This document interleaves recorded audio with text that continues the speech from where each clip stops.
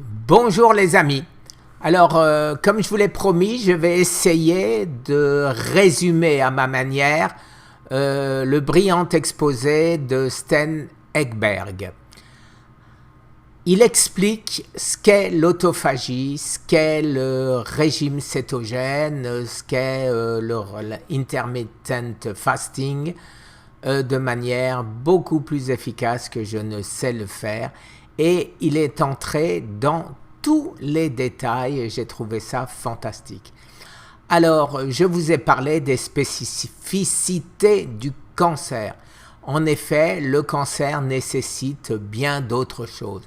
Vous voulez maigrir, vous voulez guérir votre diabète, il ne vous faut rien d'autre. Vous avez des contractures, vous avez quelques soucis de santé quelconque, psoriasis ou autre, ça suffit. Maintenant, le cancer nécessite beaucoup d'autres choses. En particulier, ma fameuse boisson magique. Alors, tout ça pour vous dire, je vais essayer d'être le plus concis, le plus précis possible. Merci. Alors, commençons par sa première diapo. Alors, pour bien sûr perdre du poids, c'est le plus courant et c'est pourquoi le maximum de gens le font. Après, bien sûr, le diabète de type 2, la chute importante du sucre dans le sang.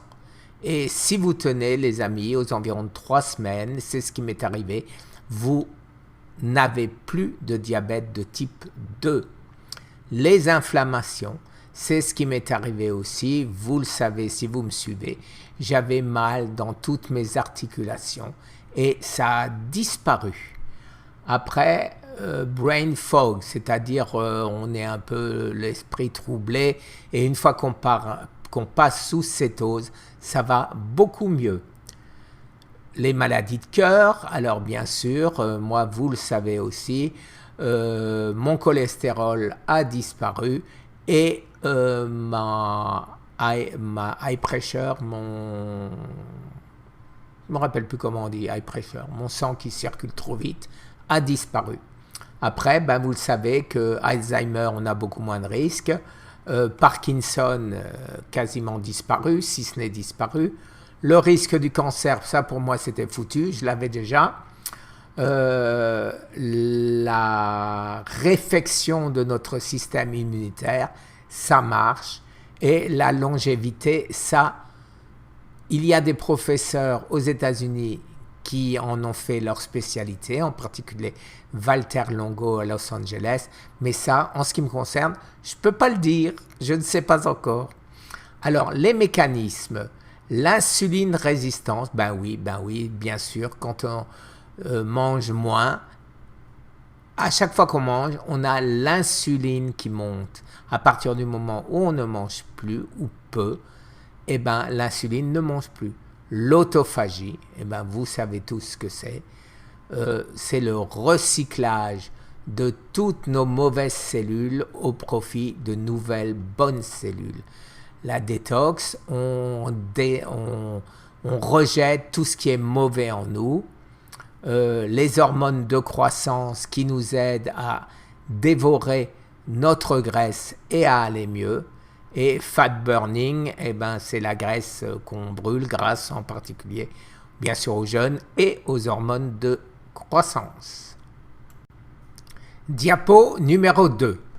Alors, il commence par une courbe où vous voyez l'autophagie qui monte et l'insuline qui descend, la courbe de l'insuline qui descend. Alors, long-term fasting, ça veut dire jeûne prolongé. Alors, le jeûne prolongé, c'est la seule manière de s'en sortir si on a un cancer. Le jeûne intermittent, bien sûr, ne suffira pas. Alors, c'est là où on obtient le maximum d'autophagie, mais ce n'est pas tenable toute une vie, ou ce n'est pas, ou même plus d'un mois, c'est difficile. Moi, j'ai tenu 45 jours. Je ne pense pas que j'aurais pu faire plus, mais c'était pas la peine. Apparemment, d'après le professeur, différents professeurs que je suis, 25 jours, c'est déjà très bien.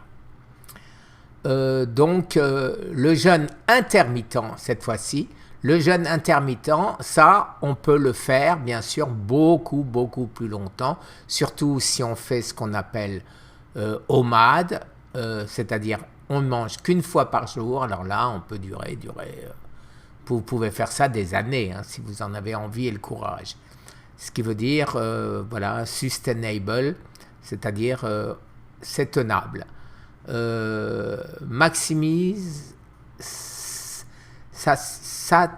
satiety. Ça veut dire bien sûr que on est bien, on n'a pas faim, on est parfait. Et ça fait aussi some autophagie, c'est-à-dire un peu d'autophagie, mais il ne faut pas compter là-dessus pour guérir de quelque chose d'important. Alors, la troisième diapo. Avons-nous besoin de carbs? Les carbs, c'est le sucre. Eh ben non, on n'en a pas besoin. Alors, qu'est-ce que ça fait, les carbs? Les carbs, c'est tout ce qui est sucre, hein, tout ce qui est pommes de terre, tout ce qui est féculent, tout ce qui est riz. Bien sûr, le vrai sucre, les gâteaux, les glaces, les boissons, Coca-Cola et autres. Hein. Donc, qu'est-ce que ça fait? Ça fait, chaque fois qu'on en prend, ça nous fait monter l'insuline. L'insuline, c'est quoi? C'est l'hormone de stockage. Ça fabrique le gras.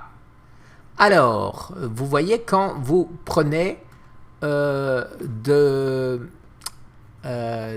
carbs artificiels, c'est-à-dire toute la nourriture transformée, vous êtes ici, c'est-à-dire au point numéro 1, c'est-à-dire vous avez le maximum d'insuline résistance. Si vous prenez des protéines, les protéines font grimper l'insuline aussi, mais de manière moindre. Et en troisième, le gras. Alors le gras, magnifique, le gras ne fait pas grimper l'insuline. Et c'est pour ça que le régime cétogène s'oriente vers le gras. Et quand vous ne faites pas monter votre insuline, c'est là où vous commencez l'autophagie profonde. Vidéo numéro 4. Alors, quels sont les problèmes que nous cause l'insuline? Alors, en premier, c'est on a faim, on crève de faim à cause de l'insuline qui nous réclame du sucre. Alors, premier gros problème de l'insuline, c'est que il nous fait que le sucre dans le sang est instable, à savoir, il monte très haut et il descend très bas, c'est-à-dire que on n'est pas bien, on est fatigué quand on est en hypoglycémie et en hyperglycémie, eh ben, on finit par choper le diabète type 2, on peut devenir aveugle, on peut se retrouver avec une jambe, un bras en moins, etc., etc. Alors maintenant, si vous ne mangez pas de sucre, vous serez sur les colonnes, sur la ligne verte. Alors vous voyez que en fonction de ce que vous mangez ou pas, l'évolution vers l'hypoglycémie et l'hyperglycémie est très faible. Donc c'est parfait. Et en plus de ça, le sucre. Le sucre a un effet de drogue, comme une drogue. On est vraiment... On en crève, on a envie de manger du sucre quand on n'a pas de sucre. Ma femme avait une expression, elle dit « Oh, j'ai envie d'un petit sucré » chaque fois après le repas quand elle avait ce manque. Et c'était mignon, mais maintenant, elle fait attention et elle ne le fait plus. Alors, le sucre. Le sucre, je vous ai dit qu'on n'en a pas besoin. Et pourquoi est-ce qu'on n'en a pas besoin? Parce que notre corps le fabrique, quand on en a besoin, à partir de tout ce qu'on mange, les amis. À partir de tout ce qu'on mange. Donc, pas besoin de manger de sucre et encore moins de sucre transformé, bien évidemment.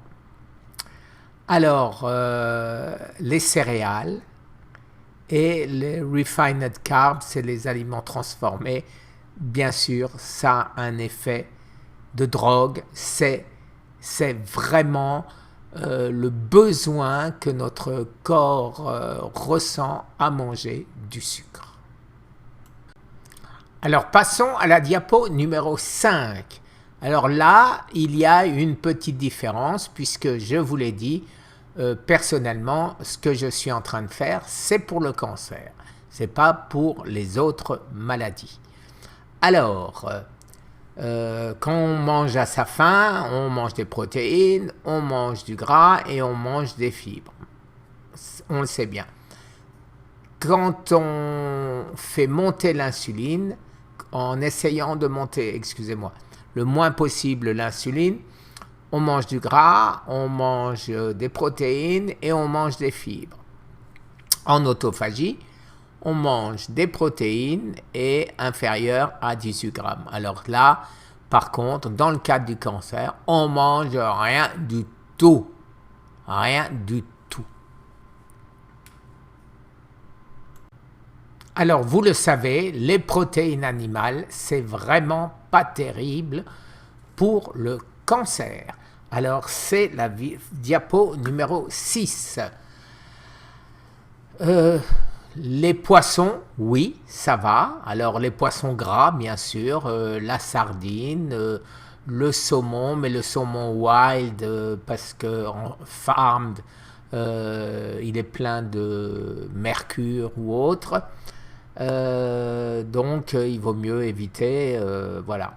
Après, grass-fed meat, ça veut dire du poulet, mais nourri ou d'autres nourris au grain ou nourris à l'herbe, pas de trucs chimiques. Et les œufs, donc ça vous pouvez en manger, voilà. Bon. Voilà. Rien de particulier. Diapo numéro 7. Les noix, les noisettes, les amandes, tout ça. Alors, je m'en enfilais des tonnes et j'ai repris 10 kilos. J'ai repris 10 kilos.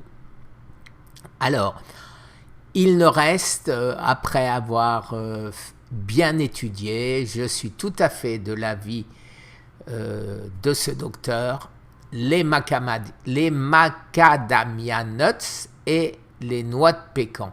Ça s'arrête là. Les autres, trop de sucre, elles font grossir, ça va pas. C'est les seuls. Et encore, les amis, macadamia, vous en mangez 5. Les noix de pécan, 3, 4. Ça suffit. Donc, est-ce qu'il y a vraiment un intérêt alors qu'on est tout le temps en manque, on a envie de manger le paquet? Alors oui, moi actuellement, je m'en passe. Non pas vidéo, mais diapo numéro 9. Enfin, ce que l'on peut manger, les amis. Enfin. Alors, tout ce qui est vert. Alors, qu'est-ce que moi je mange? Je mange beaucoup de chou-fleur, je mange beaucoup de brocoli, je mange un peu de chou de Bruxelles parce que j'aime moins, et de la salade, toute forme de salade possible et imaginable, et le tout cru. Alors pourquoi? Parce qu'il n'y a pratiquement pas de carbs dedans, c'est insignifiant. Les protéines sont très faiblement présentes aussi. Il n'y a pas beaucoup de gras. Il y a beaucoup de fibres. L'insuline résistance n'existe pas puisque ça ne fait pas démarrer, ça ne la fait pas démarrer. Il n'y a pas de réponse à l'insuline, c'est ce que ça veut dire. Et bien sûr, à ça, vous pouvez rajouter de l'huile d'avocat, de l'huile d'olive, quelques olives, etc. pour avoir un peu de gras aussi. Ça, c'est parfait. Et ces légumes, vous pouvez en manger autant que vous voulez. Ça n'engage en rien et ça ne vous fait pas sortir d'autophagie. Diapo numéro 10, le timing. Alors oui, pour entrer vraiment en autophagie, même quand on fait OMAD, c'est-à-dire One Meal a Day, on a intérêt à arriver à 24 heures, les amis. 24 heures, ne pas manger pendant 24 heures. Alors, j'irais dire, on commence à rentrer un peu en autophagie au bout de 18 heures. Donc, il y a des gens qui mangent une fois tous les 18 heures et après, dans les 6 heures qu'il reste, entre 18 heures et 24 heures, ils mangent encore une deuxième fois. Et bon, c'est bien sûr moins bien, comme nous l'explique Sten, c'est moins bien que rester 24 heures, mais c'est... Si vous n'arrivez pas à le faire, commencez comme ça. Maintenant, si vous voulez sérieusement entrer en autophagie, il n'y a pas de miracle. Il faut commencer par 3 jours pleins de jeûne sec, c'est-à-dire on ne boit pas, ou 5 jours de jeûne en buvant. À ce moment-là seulement, vous rentrez en autophagie profonde, c'est-à-dire l'autophagie qui guérit. Et vous essayez de tenir le plus longtemps possible. Et si vous craquez, vous ne prenez rien qui puisse vous faire sortir d'autophagie. À savoir, la seule chose qui ne vous fera pas sortir d'autophagie, c'est les légumes crus. Pas de gras, pas de sucre, pas de protéines. De cette manière, vous ne donnez aucun fuel à votre corps qui va continuer à chercher son fuel dans votre gras. En consommant votre gras et en consommant votre gras, il fait l'autophagie, il crée ce qu'on appelle les corps cétoniques et vous maigrissez et vous vous soignez. Je viens de résumer un peu trop rapidement ce qu'est l'autophagie. Alors, juste encore une petite précision. Quand vous ne mangez rien, votre corps cherche comme un fou du fuel et il le prend en détruisant tout ce qui est malsain dans votre corps, y compris les cellules du cancer. Voilà donc pourquoi rentrer en autophagie profonde est tellement important. Et nous voici arrivés aux 4 dernières diapositives. Alors, j'aurais pu appeler ça trucs et astuces pour craquer sans avoir de perte d'autophagie et sans avoir à tout recommencer depuis le début. Alors, en premier, ce qu'on appelle le Bulletproof Coffee. Alors, c'est du café. Personnellement, je ne prends pas de café parce que c'est inflammatoire dans le cadre du cancer. Je le remplace par du thé vert matcha. Et vous pouvez effectivement rajouter dedans quelque chose. Il y a 0 carb, 0 protéines, very high fat suivant le gras que vous mettez dedans et 0 insuline. Après, vous avez donc les huiles des noix de coco. Les huiles de noix de coco sous les deux formes que vous voyez là. Et pour terminer, les amis, mon préféré, je vous le montre toujours, mes avocats géants de Floride. Alors ça, dès que j'ai un manque, dès que j'ai quelque chose qui ne va pas, je prends un demi-avocat de Floride ou un vrai avocat d'Europe, mais à ce moment-là, vous le mangez en entier. Merci les amis, j'espère avoir été précis, j'espère que cette vidéo va vous aider. En tout cas, je la trouve fantastique. Sten Ekberg nous a résumé l'autophagie de manière fantastique. Merci encore. Au revoir les amis. À demain.